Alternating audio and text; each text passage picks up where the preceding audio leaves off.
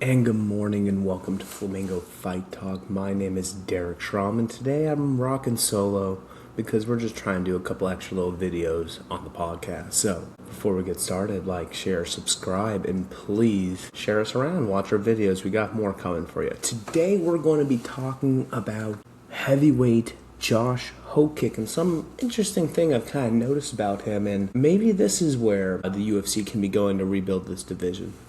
So let's just start with setting the heavyweight scene here. Heavyweight, we all know, it's, you can't argue this. This is definitely a weak area of the UFC heavyweight division. Is it the weakest ever? No, probably not. We've had some rough times in the sport way back in the day. UFC heavyweight was not the best division. It used to be a star division. And then we had some fun times. The Kane era, the Fabricio brief period, then you get into the Stipe and DC, the Ngannou. So we've had a good run of heavyweight pretty much all throughout the 10s and 2020s is when it starts getting a little bit more difficult. And it's just one of those things where it's like this division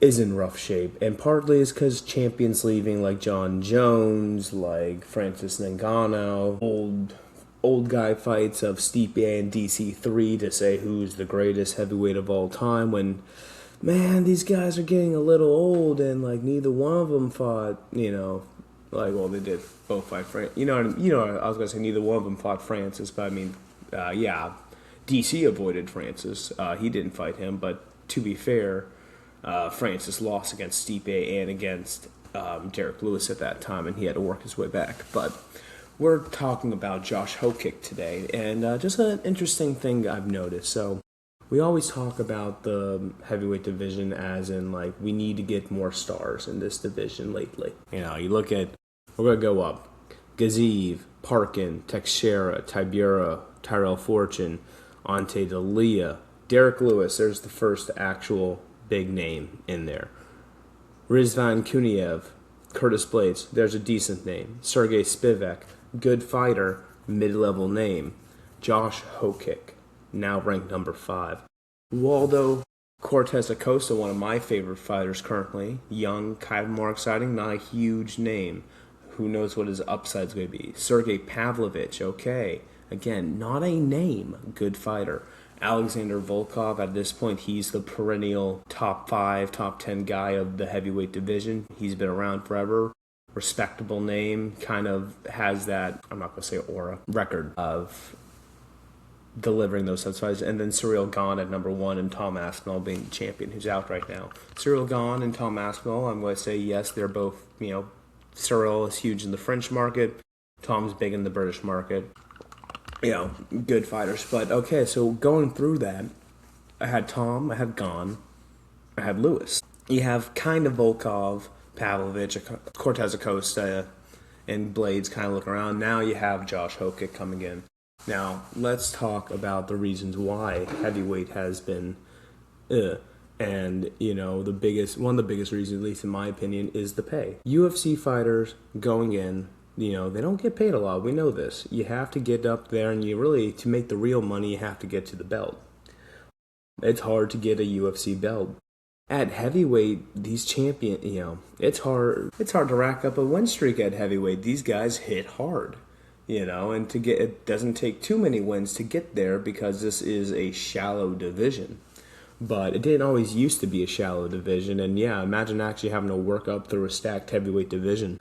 These guys are good athletes. These are big, strong, guys, and because of that, they could be doing other sports in America. Obviously, football is the big one, and we've seen that through heavyweights like Greg Hardy. Brock Lesnar did play football for a while, but obviously more known for WWE at the time.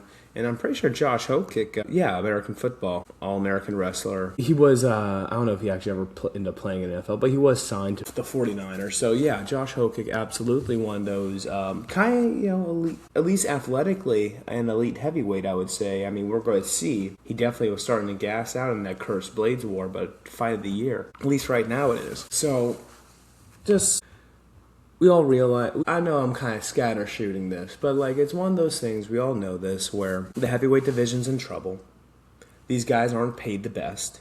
You have to get paid a lot, you have to be the top, and which means you got to walk through a bunch of, guys that can just, give you a CTE with one punch. Like, these guys hit hard. And the money might not be worth it for most people. So how do we get heavyweights more money where the UFC doesn't even break their business model of only paying fighters, I believe it's 17%, 19%, not a lot of money. All things considered, even though they are a large company, but that percent-wise is not going up, and that's much lower compared to other types of sports. But let's talk about Josh Hokit. We're not going to talk about his base contract. I don't know what that is. He came off Contender Series, so I would assume it's the standard Contender Series contract. He's now 4 fights into the UFC, or no, 3 fights into the UFC. He's booked for his 4th fight, but let's look at his career earnings. He has earned $350,000 just bonuses in the 1.5 year he's been in the UFC. In the Max Gamenes fight, that was back in 2025, he won the Performance of the Night. Back then, Performance of the Night bonuses were only $50K. In 2026, he retired Denzel Freeman, winning another Performance of the Night, got the $100K boost after the Paramount deal. In his last fight of Derek Lewis, he not only, again, got a Performance Night, but they also got Fight of the Night. Absolutely deserved Fight of the Night. Performance of the Night, I don't know if I necessarily would have given Josh Hokit. There are some other guys that might have been deserving for that, but regardless, he got it, which gave him an extra $200K. That's a lot of money for just a couple fights. And yeah, he stepped up to fight Curtis Blades. Okay, so here's an unranked guy on his initial UFC contract fighting the number 5 heavyweight. Okay, yeah, we're going to give you the bonus. Frankly, it doesn't matter how the fight goes. As long as you win, we're going to give you the bonus. That way, we're paying you that extra money to do it. Now, of course, they could have worked out a deal behind the scenes that we don't know about. But again, and it's like, I'm not saying Josh Hokit doesn't deserve any of the bonuses he's got. He is exciting, and that Curtis Blades fight was absolutely Fight of the Night. Not trying to argue that. What I'm trying to say is, we got a guy that fought 3 times in the UFC and got 4 bonuses. These are Gaethje numbers.